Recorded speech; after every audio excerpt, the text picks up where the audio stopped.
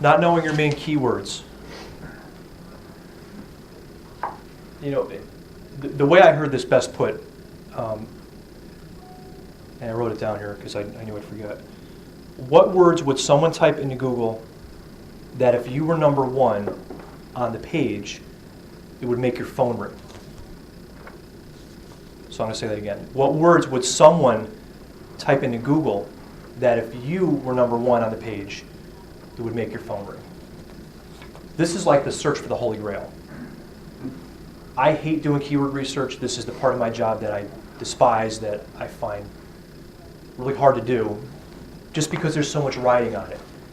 If you could identify the top keywords that people use when searching for your business that are very relevant, and you start using those words in all the content you produce on Facebook, not necessarily the posts, but like your main page, but mostly on video titles, blog posts, articles, any content that you create online, using those keywords is the name of the game, how you're going to get found online.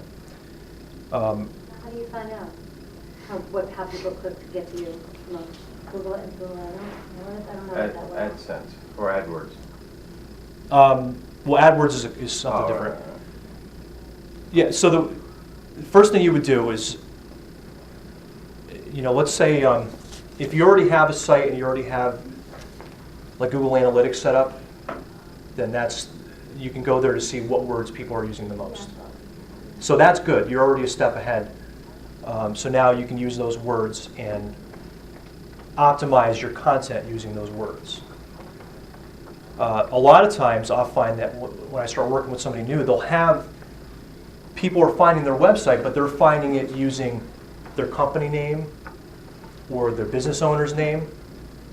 So what I'm trying to get at here is what words would somebody that's never heard of you before, they're on Google, they're looking for pizza restaurant in Shelton, printer in Newtown.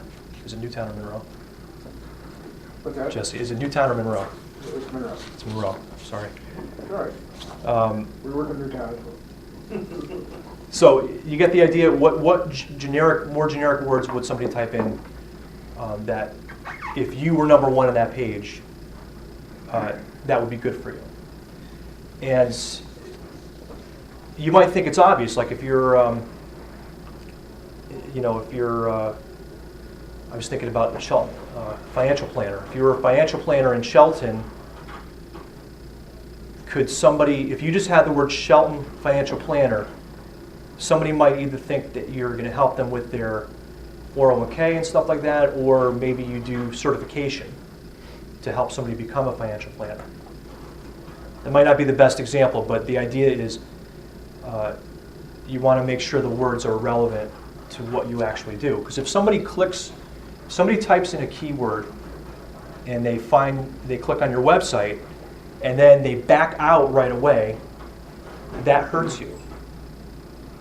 So Google's always looking at giving the most relevant search for the person searching. So if somebody clicks on your page and then backs out right away, Google's saying, well then, that word is not really relevant to this website. I guess the other way to look at it too is to check out your competitors' websites and highlight what you think would be key words that are appropriate for yours. Yeah. Isn't there a way to actually see keywords on a website? There's a certain function on the computer. Someone showed me it when we work with a digital company. You know what that is? There's a way to find out keywords. You can right click and click view source, right, and look at the code for the website. But it used to be that you in the code, excuse me, you put the keywords that you want your website to show up for. Now the way Google has changed it so they're not just looking at the code. So it's almost like you can try to say what words you want to show up for, but then you really have no control over it because it comes down to so many factors besides the code. It comes down to other things linking back to your site. It comes down to the actual copy on the site. And that's an SEO conversation that, Right. is a little beyond this, this meeting today.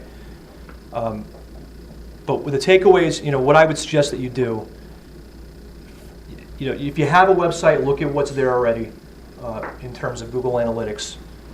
But think about, in the real world, what would somebody type in to Google that would be relevant for you? Just start making a list.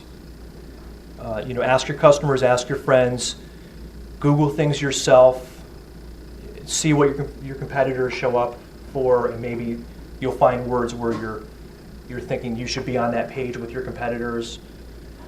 Make a huge list, and then there's a whole process which I can get into either later on, or I could send you something on it if you're interested, on a way to weed through the words and figure out which ones are actually the best ones to go after.